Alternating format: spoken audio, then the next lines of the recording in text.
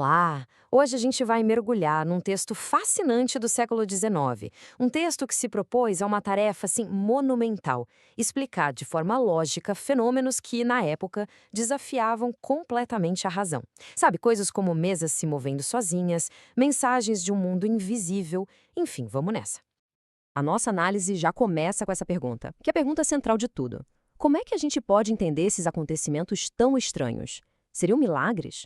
Um sinal de loucura coletiva? Ou, quem sabe, a manifestação de uma lei da natureza que a ciência da época simplesmente ainda não tinha descoberto? É exatamente isso que o texto que a gente vai explorar hoje tenta responder. Bom, para desvendar esse mistério, a análise parte do ponto mais básico de todos. O que, afinal de contas, significa a palavra que está no centro de todo esse debate? E aqui está o pilar de toda a argumentação. A definição de sobrenatural é simples. É algo que vai contra as leis da natureza. Mas, logo em seguida vem a pergunta provocadora. Será que a gente realmente conhece todas as leis da natureza, a ponto de afirmar com certeza o que as viola ou não? Mas antes de construir a própria teoria, o autor faz uma coisa muito inteligente. Primeiro, ele se dedica a derrubar as objeções mais comuns, sabe, aquelas explicações céticas que tentavam simplesmente descartar tudo isso. E o que é realmente interessante é o jeito metódico como cada uma dessas alegações é tratada. O texto agrupa tudo no que chama de sistemas de negação. Vamos ver como cada um deles é desconstruído.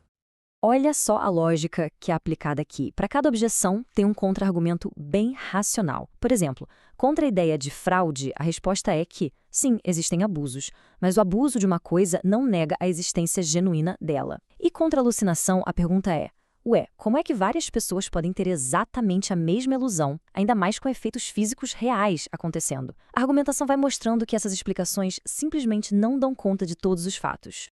Depois de lidar com essa visão mais materialista, o texto se volta para uma outra objeção religiosa que era muito poderosa: a ideia de que todas essas comunicações viriam de uma única fonte, uma fonte do mal. Essa era uma crença bem forte na época, que o texto chama de sistema demoníaco. Só que, em vez de combater essa ideia com argumentos de fé, o autor a desafia com uma série de perguntas puramente lógicas. A linha de raciocínio aqui é assim, implacável. Ela foca numa contradição central. Por que um demônio, cujo objetivo seria o mal, ficaria dando conselhos morais e pregando a caridade? Logicamente, ele estaria agindo contra os próprios interesses, não é mesmo? O argumento é que a variedade e o conteúdo das mensagens tornam essa explicação de uma única fonte maligna simplesmente insustentável. Então, depois de desconstruir as teorias céticas e a teoria demoníaca, a argumentação dá o seu passo mais radical. Propõe uma forma totalmente nova de enxergar a questão. E aqui está a grande virada de chave de todo o argumento.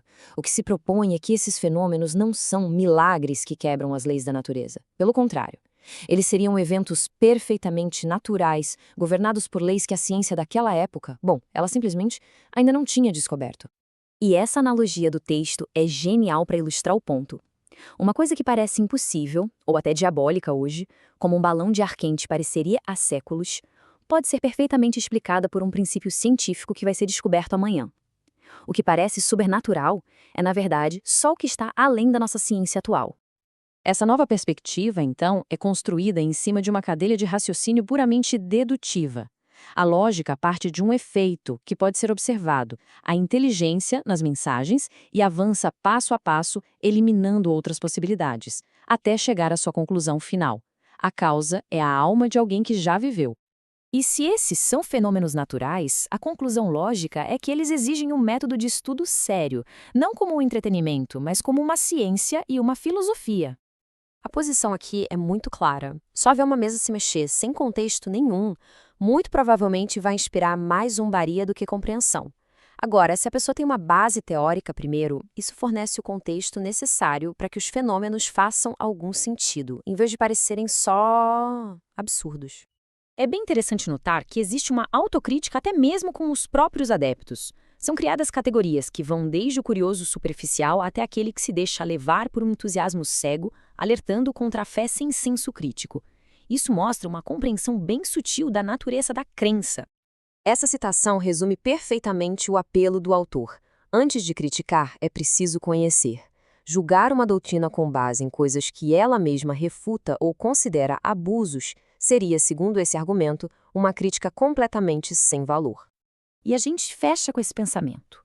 No fim das contas, este texto do século XIX nos convida a refletir sobre a humildade científica. Talvez aquilo que a gente chama de sobrenatural não seja algo fora da natureza, mas simplesmente algo que está, por enquanto, fora do alcance da nossa compreensão. Uma questão para se pensar. Até a próxima!